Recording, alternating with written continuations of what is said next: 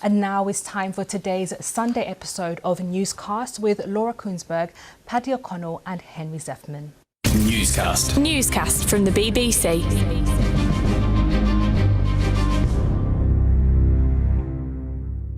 Hello, it's Laura in the studio. It's Paddy in the studio, hello. And Henry at home, hi. Henry, did you watch Eurovision? I didn't, sorry. Which is probably not the answer you were hoping for. Well, but, did you do something else nice instead?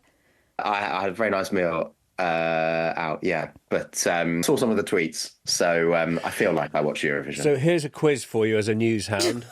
Who won? Name the country and the artist. Switzerland and Nemo. There you go, you see. That's what makes it. And here is Nemo. Congratulations on having the winning song.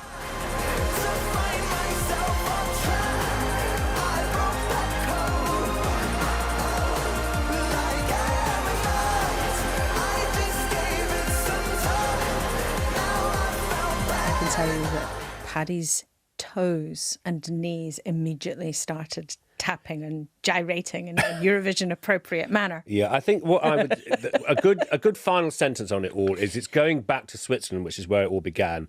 And I think a lot of people will say, go back to your roots in one way or another, oh contest.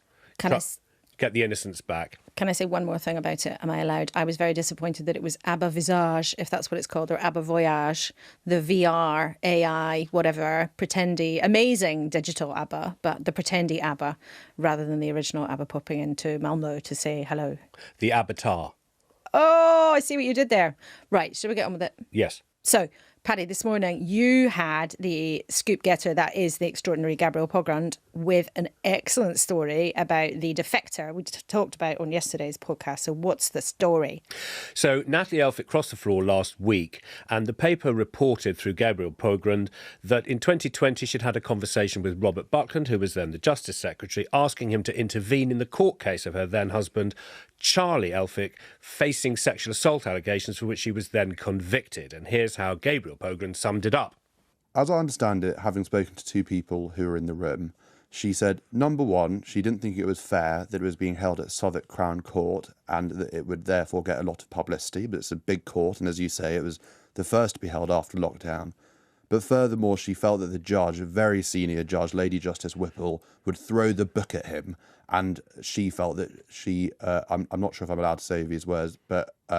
Well, hang on a minute. You can't use words out of context that are swear words, but you can use words in context that are swear words. So okay. That helps you. Well, with that, I'm going to say that she allegedly said that she thought that Lady Justice Whipple would be a hard ass and would be unfair on her husband. There's a word you don't hear often enough on Radio 4. Henry, remind us why these allegations are actually so serious. So what we have here is a sitting MP who had gone to go and speak to the Lord Chancellor at the time, the Justice Secretary, to basically say, can you make things a bit easier for my husband? Let's just rewind a little bit further. If you had told me at the end of last week's podcast that this week we would be discussing the defection of Natalie Elphicke to the Labour Party, and I thought you were off your rocker.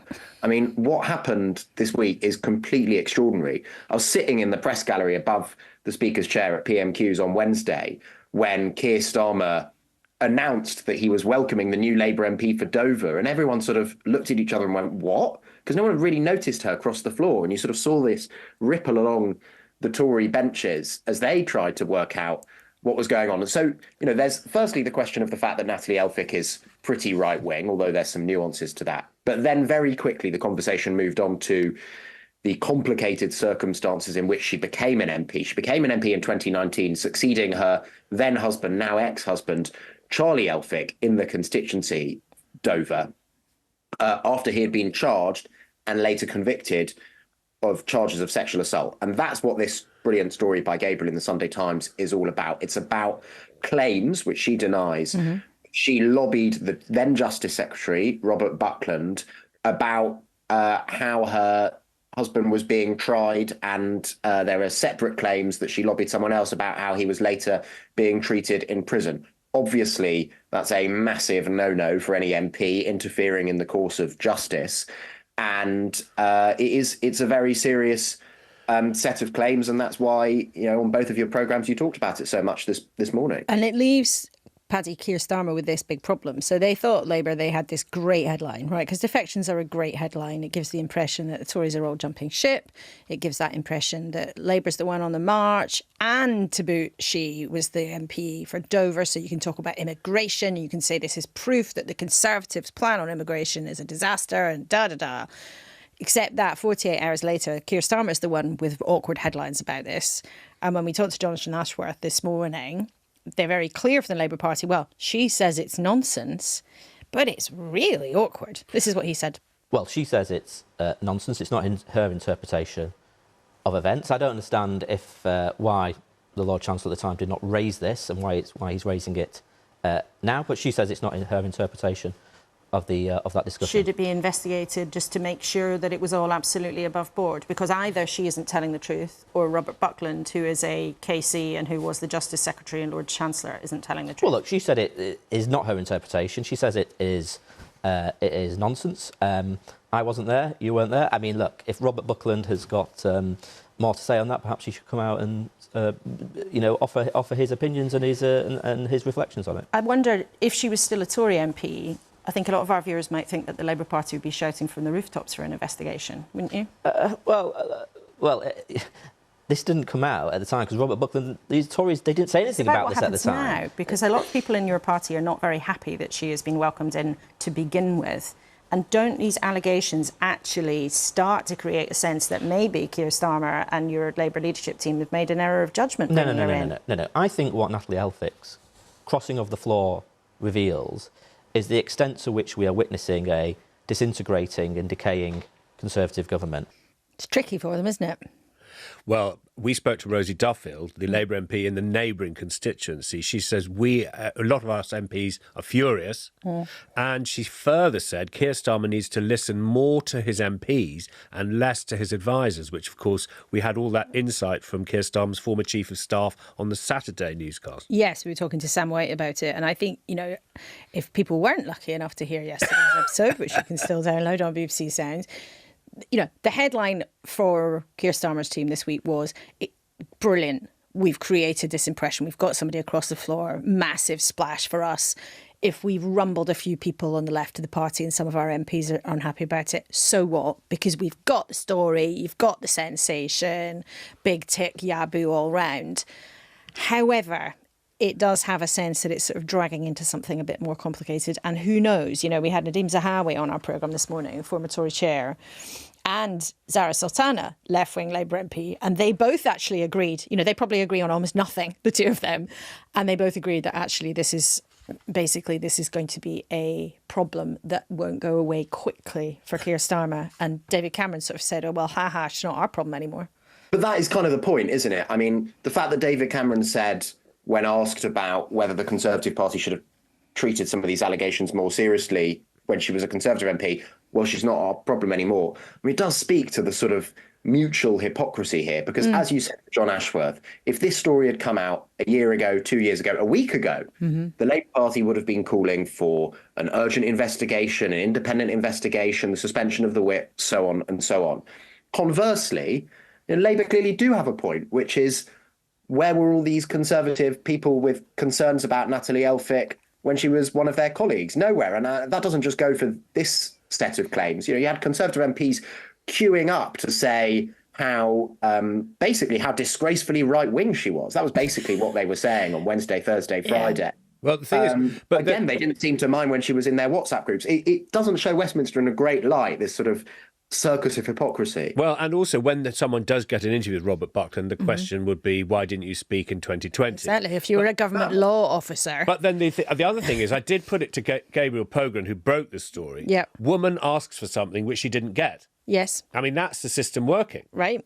I mean, she's not meant to ask, but she's got a mouth and she's allowed to go into the room and she's opening her mouth and she's told, no, push off. I think, as Henry says, actually, this doesn't show anybody in a good light at Westminster. And I think it is one of these stories people go, oh, well, you're all at it.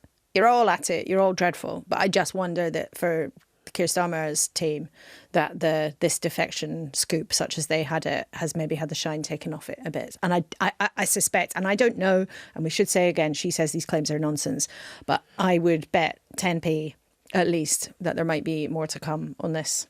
I mean, my hunch would be, and I haven't had a chance to speak to many people around Keir Starmer about this morning's stories. My hunch would be that people around Sir Keir Starmer still think that on balance it was worth it. The headlines they got on Wednesday, the things they're obsessed with, like commercial and music radio headlines, where you maybe get 3-sentence descriptions of a story. Mm-hmm. The 3 sentences on Wednesday afternoon were: MP for Dover, obsessed with small boats, quits the Conservative Party, says Keir Starmer is better at handling small boats than Rishi Sunak. They would be delighted with that. Everything else, as they see it, is noise. Mm-hmm. However, I think they did think that the everything else would be maybe a day's worth of Labour MPs quietly sort of harumphing. And actually it turned out to be several days and bled into more scrutiny of her ex-husband's case and how she handled that. And I think they probably didn't quite anticipate that. All of this would be far more difficult for them if this defection had happened 2 years out from a general election, or if she were intending to stand again at a general election. I think the fact that the clock is ticking so fast towards a general election, and that she said at the time that she defected that she wasn't going to try to stand as a Labour candidate at the general election, I think those sort of slightly limit the political implications for Keir Starmer within his party. But the scale of private frustration among Labour MPs is pretty high. And I think, in terms of how he manages the Parliamentary Labour Party, you pull that elastic and you pull that elastic, and that's your job as the leader of the Labour Party, to take MPs to places where they're not necessarily comfortable. But at some point, and it might be in 2 months, but it more likely to be in 2 years or 4 years, when he's in difficulty, probably as Prime Minister, the elastic snaps. And that is the concern for people around Keir Starmer, is that this contributes to blowback that will come. When Keir Starmer's in trouble, MPs will remember things like this and decide they don't want to come to his aid. Yeah, and it certainly is. We were talking this morning with Zara Sultana. It's put the spotlight back also onto Labour MPs who've been under investigation for ages and still haven't been let back in. And Diane Abbott, for example, and there's a lot of people who think, well, hang on, what's going on with that? Why is it taking you years to investigate it while also welcoming in these people? So I think the story has got further to run, not least because of the excellent scoop from Gabriel Buckland, who was with you this morning. Meeting Gabriel Buckland this morning, who was voted Journalist of the Year in 2023, he told me that he's got a lot of track record with the Elphickes. And there's been the newspaper, and where you used to work, and you probably know, Gabriel, has done a lot of investigating before. So I wonder if you can lift the lid, because we know newscasters like it. When Natalie Elphicke defected in the marmalade dropping moment, do we think that's when Gabriel Buckland picked up the phone to Robert Buckland after she defected? How do you think the anatomy of this scoop was revealed? Well, Gabriel did a lot of great investigative work a couple of years ago, actually more than a couple of years ago, several years ago, on Charlie Elphicke. And in fact, Charlie Elphicke unsuccessfully tried to sue the Sunday Times on the basis of some of Gabriel's reporting. So I think one of the ways in which the Labour Party underestimated the potential political and journalistic fallout from this defection, I think they seemed to slightly not appreciate, or they didn't really do enough of what in journalism is called a cuts check on what had been written before about Charlie Elphicke and sometimes by association Natalie Elphicke, because Gabriel's done loads of stuff that's in the public domain about that case. And it does. I'm sure that the second she defected on Wednesday, he dusted down his Elphicke notebooks, which will be vast and full of stuff that he didn't manage to find a way to get. Well, that's what I was going to say, because there's all the stuff that you don't manage to get across the line. But as I always say, no work is ever wasted. Well, no work is ever wasted. Yoda, sometimes nice the moment. Wasted work is not ever. But it's true, right? You do work often, in journalism is part of hiving things away, right? Sometimes it's not the moment to use things. Sometimes you can't quite get a story over the line. And then at some point further down the track, another jigsaw piece arrives and goes plop. And suddenly you can put the picture all together. And sometimes people change their minds on whether they want to talk. Uh-huh. And if you're an MP who knows something or has experienced something, what are the kinds of things that might change your mind about whether you want to talk? Well, one of them might be if your colleague who you were trying not to embarrass before suddenly joins the other political party. I'm getting two thoughts in my mind. I'm picturing two newscasters. Yeah. The one who wants newscasts to talk about votes in my home, cost of living, policies, and the one that loves process. And I'm thinking, in the interest of both, we're going to have to stop talking about this. But it was amazing, but we're not going to keep going. We're going to change the subject. I think that's merciful for everybody. So the big other story this morning, which, no offence to the Labour Party's defection strategists, or no offence to Natalie Elphicke or Robert Buckland or Gabriel Buckland, but there is a story of massive imports in its big picture. That's what's been happening in Gaza and the Middle East, but on the specifics at the moment of whether or not the Israelis are going to go into Rafah in a big way. They've been saying for ages they're going to do it. Their allies have been telling them very publicly for ages, saying, do not do it. And this week, President Biden went even further. He said, if you go into Rafah, I will stop giving you weapons. I paraphrase slightly, but he spelt it out almost that boldly. That then puts the UK in an interesting position. Ally of Israel, ally of America. What will we do? And I asked the Foreign Secretary David Cameron that this morning.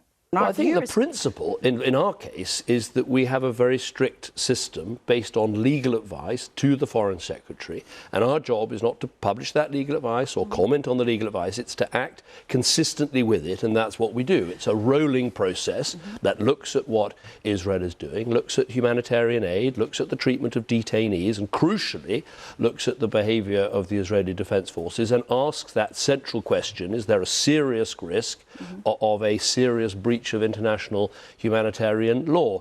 And now, at the moment, the answer to that is... The answer up to now has been that we've allowed the export licensing to continue, but that's a rolling process and we work on the basis of the advice.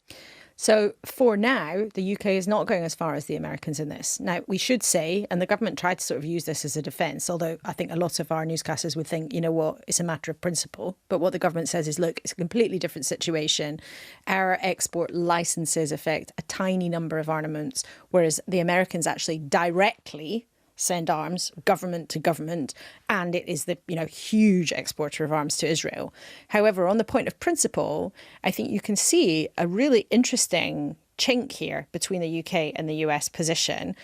They're trying to also manage different domestic political situations. So Biden's got a lot of trouble on this in an election year. He has a lot of problems with Democrats. And I think that is at least part of the reason why he started to modulate his language here. But it's interesting. David Cameron said the UK is going to carry on. Labour has moved its position, though, and is now saying that it shouldn't. Here's Jonathan Ashworth. A full-scale offensive into Rafah will be a catastrophe beyond description. There's 1.5 million people there. There's 600,000 children there. And if that full-scale offensive goes ahead, I do not want to see British-made weapons, components that are parts of weapons, used in that offensive. So we also know that the government's ruling out the use of British troops taking aid onto the American pontoon from landing craft. And Henry, can you tell us how much foreign policy is going to influence the general election? Laura's told us it's influencing the presidential election in the United States. How much will Gaza influence the UK general election? My hunch would be very little, but more than usual. I think in general, when people are polled on what's most important to them, foreign policy is way, way, way down the list. That's true in every election. Perhaps some exceptions, like when British troops were in action. So perhaps 2005, a couple of years after the Iraq War, it was a bit higher up the agenda than previously. But I don't think foreign policy is going to determine the UK election at all, with the caveat that we saw a bit of a trend at the local elections, and it's possible to overstate it, but in some specific areas, there was a problem for the Labour Party with both in areas of high numbers of progressives, basically, and young people and liberals, whatever phrase you want to use, but also areas with a high concentration of Muslim voters, where they seem to lose some votes to the Greens or to local independents. In a general election, that will affect Labour's vote share.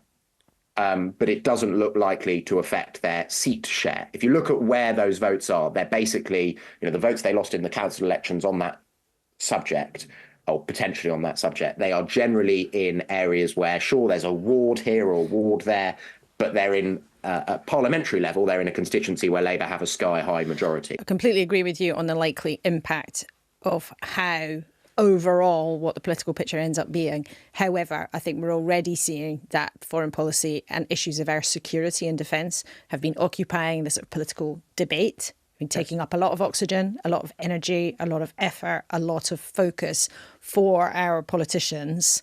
And I don't think we're going to see an end to that. And I wouldn't be at all surprised either if we see the Tories quite soon trying to make that more of an issue. I think we should note, because we've discussed it a few times on this podcast, that was David Cameron on your programme, Laura. Is that the second time he's done that since he became second. Foreign Secretary? Only the second time, yeah. Right. And there definitely were, and I don't know if there still are, there were, much earlier in his foreign secretaryship, if that's a word, there were frustrations in parts of government that he wasn't doing enough of that sort of thing, that he was doing a brilliant job of travelling the world and pressing the diplomatic case and all of that, but not necessarily doing as much as some at the centre of government, at the centre of the Conservative Party would have wanted, in being a communicator domestically for the government. And so I just thought it was very striking that he was there on your programme this morning. Yeah, interesting. One other person, and I just want to, I think we're going to bring to a close quickly, but we haven't got time to talk about it really, but I just want to put this on the record. This morning, we also had Nadim Zahawi. Now, newscasters are smart people. They will remember he got sacked by Rishi Sunak for not being transparent about his enormous amount of money that he had to pay to the taxman as a penalty. He's never admitted it, never talked about it. He announced this week he's standing down, and this morning he came on the show and said, yes, I did have to pay a penalty. I am sorry for how I handled it. What he didn't, however, say he was sorry about was using the word smear about journalists who had first reported the story that he was being investigated by the taxman, which I thought was very interesting. But there was a bit of a mea culpa. So I just wanted to tell everybody that. Yes. Let's go further. Let's see and hear him. The total payment was just shy of £5 million. So that is what you paid, nearly Absolutely. £5 million. And why did they get you to pay a penalty if it was just a mistake, as you say? As I said, although it was found to be non-deliberate careless, there's still a penalty attached to that, which I accepted fully. And I accepted it, by the way, because I was Chancellor of the Exchequer. And even if I wanted to push back on this, I think it would have been a total abuse of power if I had done. Do you regret saying that journalists were smearing you when reporting first emerged that the taxman was looking at your affairs? No, because the smears were so wide. Things like the National Crime Agency, which I've never, ever had any dealings with ever or any investigations from. But you were being investigated by the HMRC, and that was correct, reported, and then you said it was a smear. No, I said because it was linked to National Crime Agency and the SFO, which I've never had an investigation from. So Nadim Zahawi there, former cabinet minister, did all sorts of different jobs, is now standing down. And now he's decided to stand down. He's decided to be transparent about what really happened with him and the taxman. So go back on the iPlayer and see the whole interview if you wish. Oh, thanks for the plug. Well, I'm here to serve. Henry, we're going to leave you, but thank you very much for joining us in your waspish top. Bye. Yeah, I'm off to watch Eurovision on iPlayer for 6 hours. Well, who you can see on Eurovision was the national treasure that is Joanna Lumley. And she sent us a little voice note. Nobody does it better than you, Sweden. So cheers, sweeties.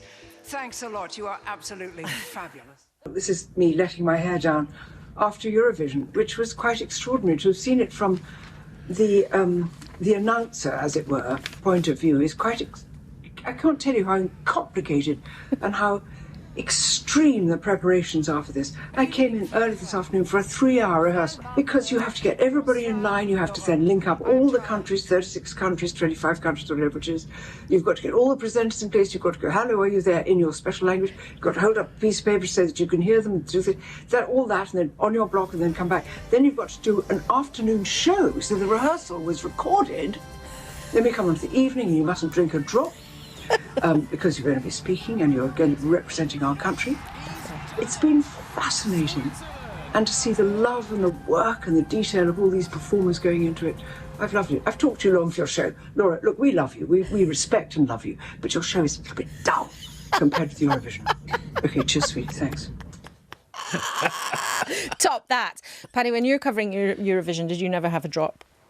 Oh, no, I drank frequently. And in fact, I worked at first with Terry Wogan, and I used to help carry his bottles of Baileys for him. Did you? Yes. But that's a lovely thing to hear from. She was brilliant, Joanna. She was, of course, she was wonderful. I mean, Nigella was brilliant when she did it. And then last year we had Catherine Tate. I don't know if you remember. She did a little sort of video for us behind the scenes as well. She was extraordinary. This will all be edited out, you know. There won't be time for this. And neither should there be. I think there should be.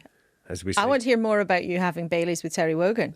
Did he give you a sip of it, or did he just make you carry them? Oh, yes, of course he did. He was a generous man. And you said bottles. Yes. So how many bottles of Baileys did you and Terry Wogan get through on a Eurovision evening? I remember us being burdened with many a document, and the documents, obviously, you have to carry them very carefully, and you can't. Look, this is the end of Newscast now, and I'm saying goodbye. But it's only just getting interesting. It's not. It's been going on for about an hour. Bailey's cast. It's been an emergency. Henry, goodbye. Goodbye from us. Goodbye. Bye. And goodbye, everybody. Adam will be here tomorrow with, who knows, maybe more fallout on Natalie Elphicke, maybe more anecdotes about drinking Baileys with Terry Wogan. I don't know. Goodbye for now. Newscast from the BBC.